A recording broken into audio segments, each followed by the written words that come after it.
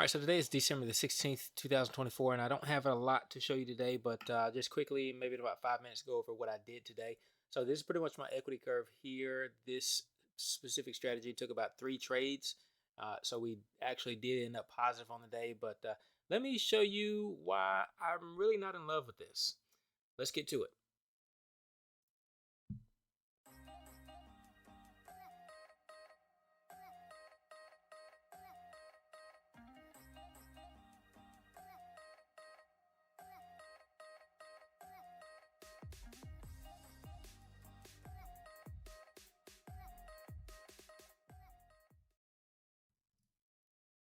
All right, so here we go. Like I said, this is the equity curve that I have. If I zoom out, I've told you before that I'm looking to automate 4 strategies right now, and this is the one that tends to do the least best, right? So early in the day, it took a few trades, enter, exit, um, enter, good profit, and then it took one more loss right here.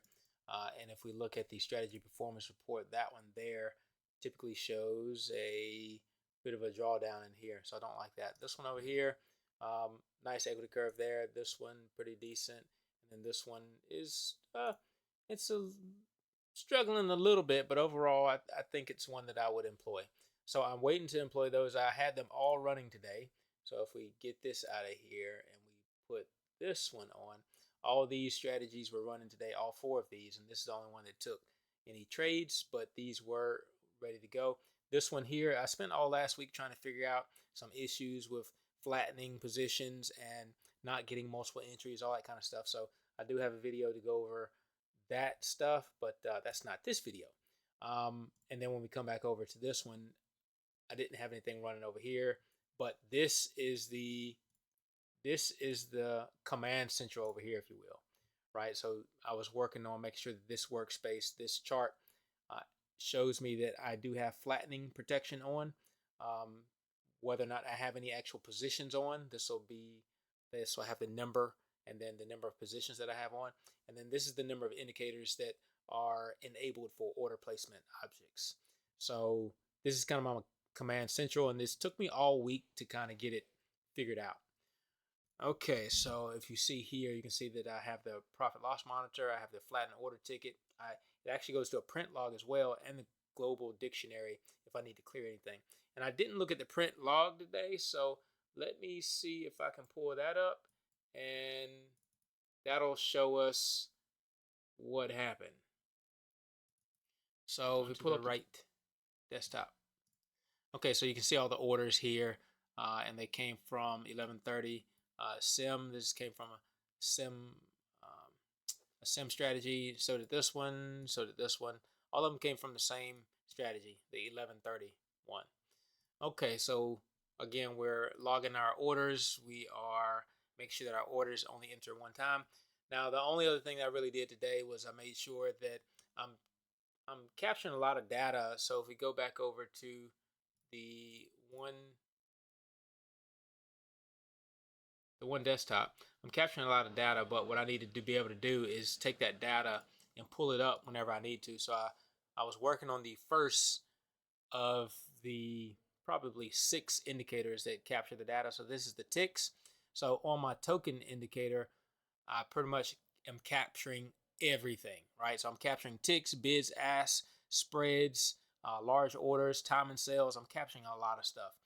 But this was my first attempt to pull any of that information up from the actual stream writer. So if you see here, this is stream tick. So this is where I pulled the information from. So what I did was I had everything into a like this.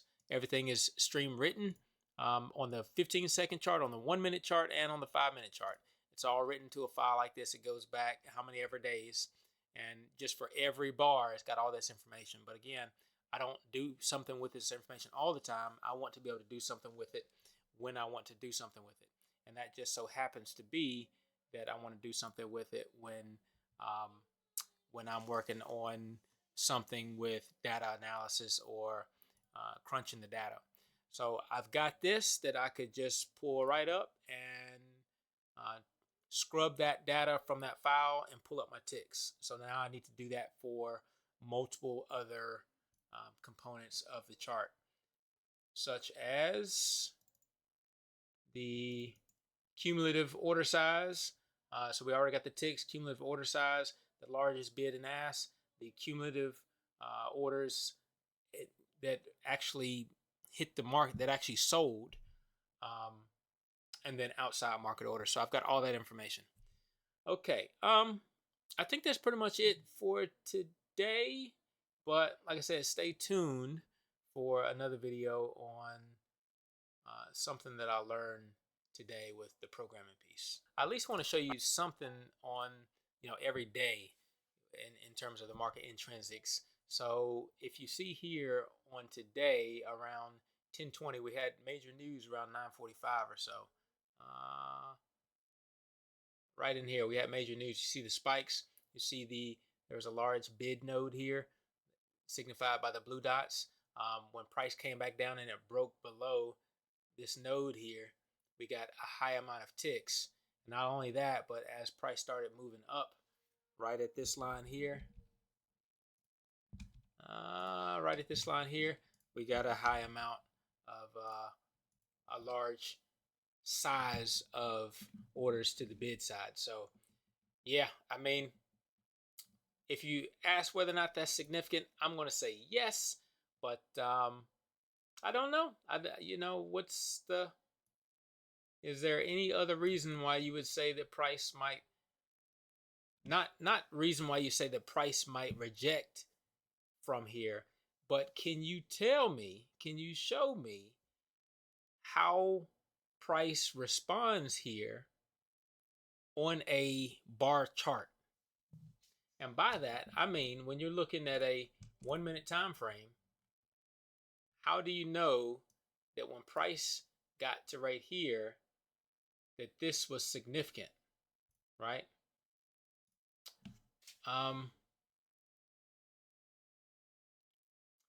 One of the kind of cardinal rules that we do kind of generally look at, right, is when you do break a swing level, and then you get a new, higher high, and you got a higher low. That's kind of a giveaway right there, right? That's kind of a giveaway. You didn't break a level here. This was kind of, if you might consider this was supported on 1, 2, these 3 levels here. There was a rejection. It made a higher high than this candle. Even made a higher low. So you're like, oh, is this the time to go? And then it go from here and then go straight up. Well, maybe not. And then it came back down here, and then you got another potential entry right here, kind of doing the same thing. Is that time to go? No. And then it came down, and then it never got a new higher high until here, but then it also got a lower low. So this might have not been the entry. And then lower high, lower high, lower high, lower high, higher low, and a higher low. And it was below swing points, and we got high ticks. Anyway, we'll figure it out, guys. We'll try to figure it out together. If you have any ideas that you want me to program that you think might deliver some edge and want to explore it, or maybe I could do a back test on it, let me know. Otherwise, I will see you in a video tomorrow. I'm Eric. I'm out. Peace.